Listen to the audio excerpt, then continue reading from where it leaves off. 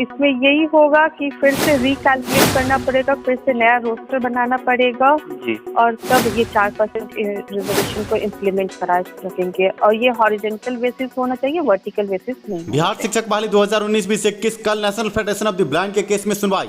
अधिवक्ता ने क्या कहा उससे हम आपको रूबरू कराएंगे।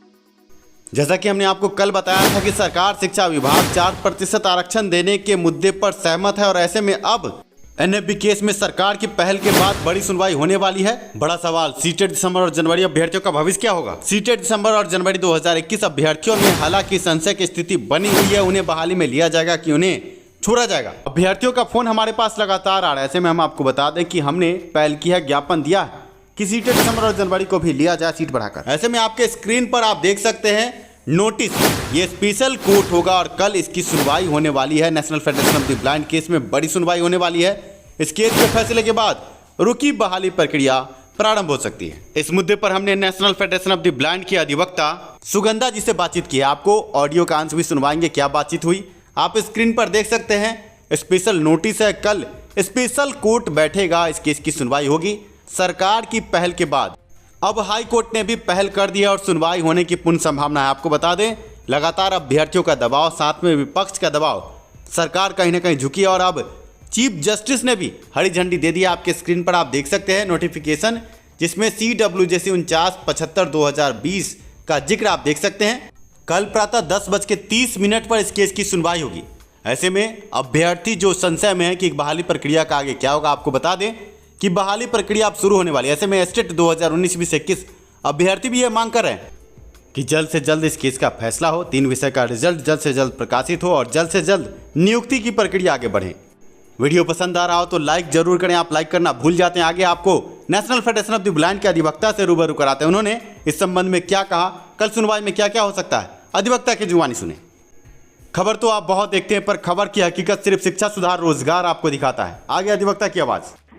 हमारे साथ national federation of the blind के अधिवक्ता हैं सुगंधा जी, और कल बड़ी सुनवाई होने वाली है। मैम, इस केस में अब क्या हो सकता है और कल जो बड़ी सुनवाई का नोटिस हम देख रहे हैं उसमें कितनी सच्चाई है, क्या हो सकता है, क्योंकि अभ्यर्थी लगातार संशय में।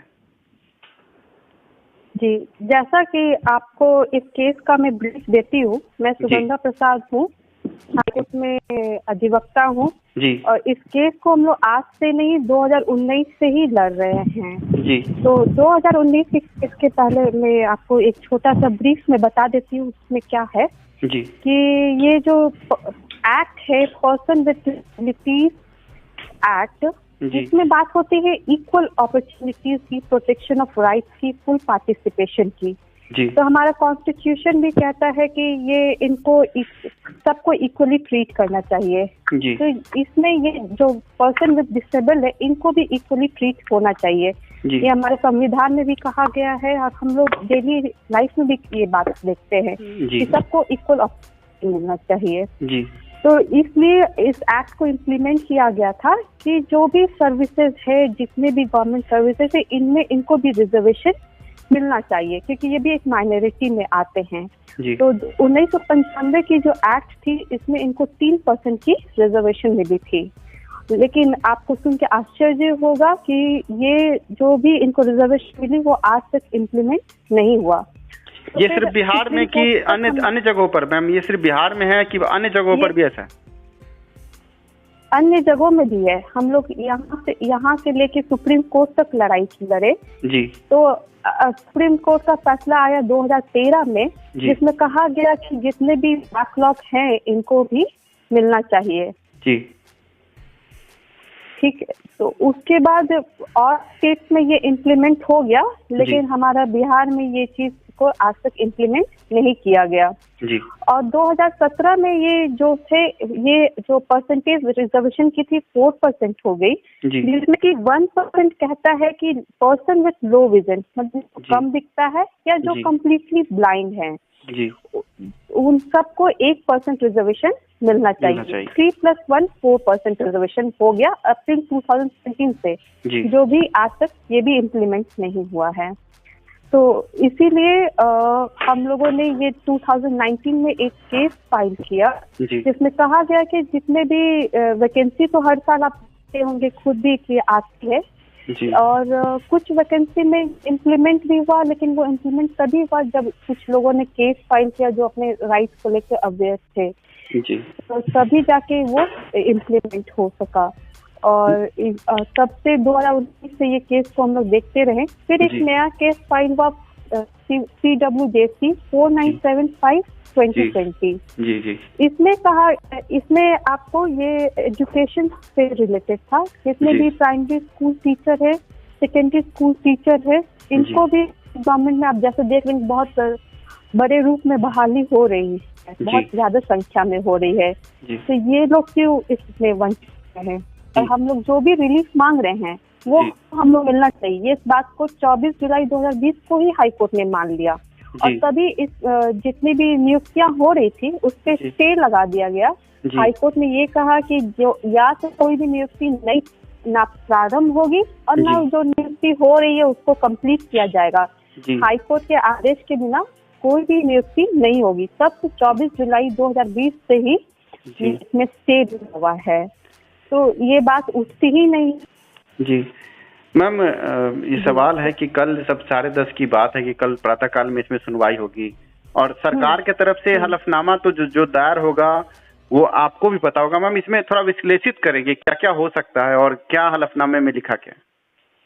नहीं, अभी तो जो भी है हम लोगों को कोई शपथ पत्र उनकी तरफ से मिला नहीं है, कोई भी काउंटर उन लोगों ने फाइल नहीं किया है। तो जब तक कोई काउंटर में बात नहीं आएगी हम लोग ये बात को कैसे मान ले कि हम लोगों को मिल रही है? ये तो बात कही गई है, लेकिन काउंटर में भी तो वो बात आनी चाहिए ना। तो इसीलिए अभी बहुत अर्ली स्टेज में ये कहना हो जाएगा कि हाँ हम लोग को क्या होने वाला है। अगर वो लोग मान जाते हैं तो बहुत अच्छी बात है, 4% रिजर्वेशन दे देते हैं तो बहुत अच्छी बात है, क्योंकि और भी लोग हैं जो इससे इम्पैक्ट हो रहे हैं। क्योंकि वैकेंसी हम आप जैसे भी देख रहे हैं कि कोई भी स्कूल में कोई भी टीचर्स की वैकेंसी नहीं होगी तो बच्चों को एजुकेशन नहीं मिलेगी और उसमें स्टे लगा रहेगा लंबे समय। तो एक नियुक्ति को कंप्लीट होने में भी बिहार सरकार 2 से 3 साल लगा देती है मिनिमम, जो कि अदर स्टेट में 1 साल में कंप्लीट हो जाता है। जी मैम, अभी जो केस चल रहा है, कल सुनवाई होने वाली है। मैम, इसमें हम पूछना चाहेंगे कि कल अगर 4% आरक्षण के मुद्दे पर संभावना है कि अगर आपके पक्ष में फैसला आता है तो क्या क्या हो सकता है? इसमें यही होगा कि फिर से रिकैलकुलेट करना पड़ेगा, फिर से नया रोस्टर बनाना पड़ेगा और तब ये 4% रिजर्वेशन को इम्प्लीमेंट करा सकेंगे। और ये हॉरिजॉन्टल बेसिस होना चाहिए, वर्टिकल बेसिस नहीं होना चाहिए। मैम, एक सवाल और बनता है आपसे कि अभी जो ये केस सब चल रहा है, ये 4% आरक्षण का, अगर 4% आरक्षण सरकार द्वारा ये माना जा रहा है कि हम देंगे, तो क्या लगता है मैम कि ये जो सीटों का कैलकुलेशन होगा अभी जिस तरह का है उसमें क्या क्या बदलाव हो सकते हैं? अगर आप इस पर कुछ कह सकें। देखिए, अभी जो हमें मिला है ये कैटेगरी वाइज रिजर्वेशन मिला है। हमारा है कि हमारा एक अलग कॉलम होना चाहिए जहाँ पे कि पर्सन विद डिसेबिलिटी को 4% आरक्षण मिलना चाहिए। उसमें भी 1% रिजर्वेशन है कि लो विजन को मिलना चाहिए। तो इसीलिए ये सारे कैटेगरी में से सीट कटेगी और एक अलग से इम्प्लीमेंटेशन होगा 4% का। ये सबसे बड़ा बदलाव होने वाला है। मैम, आखिरी सवाल आपसे पूछेंगे। अभ्यर्थी लगातार संशय में है कि अगर सुनवाई हुई, कल अगर ये फैसला आ जाता है तो क्या लगता है मैम, जितना बड़ा केस है और आपके 2 बड़े केस है पटना हाई कोर्ट में, क्या इसमें सरकार आगे समय भी मांग सकती है आगे, क्योंकि ये जिस तरह का बैकलॉग की बहालियां हैं? देखिए, 4975 में जहां तक मुझे लगता है ये 2019 से ही हमारी मांग है। तो ये बहुत शॉर्ट पीरियड है, तो ये हो सकता है कि कल फाइनल हो जाए, लेकिन चूंकि काउंटर नहीं मिला है इस बात को लेकर थोड़ा सा डाउट है कि सरकार शायद टाइम ले ले। अभी तो कोई काउंटर रिसीव नहीं हम लोगों ने किया है। और 9119 जो दूसरी एनालॉगस रीट है उसमें तो टाइम लगेगा, वो कल डिस्पोज नहीं होने वाला है। धन्यवाद मैम, आपने कीमती समय दिया और आशा करते हैं अभ्यर्थी भी इससे संतुष्ट होंगे। आगे कल की सुनवाई के बाद हम कोशिश करेंगे कि मैम इस पर आप ब्रीफ करें। धन्यवाद मैम। ठीक, धन्यवाद।